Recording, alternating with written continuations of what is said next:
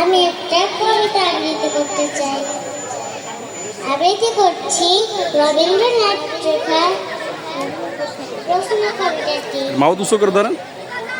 না গো, আমি ছুটির বেলা সকাল থেকে পড়ছি যে মেলা। এবার আমি তোমার ঘরে বসে করবো শুধু পড়া খেলা। তুমি বলছো দুপুর এখন সবে, না হয় যেন সত্যি হলো তাই। একদিনও কি দুপুর বেলার দোকান হলে মনে করতে নাই, আমরা বেশ রাখতে পারি মনে। সূর্যি ডুবে গেছে মাঠের শেষে, বাগদি বৌড়ি চুবড়ি ভরে নিয়ে শাক তুলেছে পুকুর ধারে এসে। আধার হলো মাঝে গেছে তল, কালি হয়ে এলো দিঘির জল। হাটের থেকে এলো সবাই ফিরে, মাঠের থেকে এলো চাষির দল। মনে কর না উঠলো সাজের তারা, মনে কর না হলো যে সন্ধ্যেবেলা। রাতের বেলা দুপুর হলে দুপুর বেলা রাত হবে না কেন?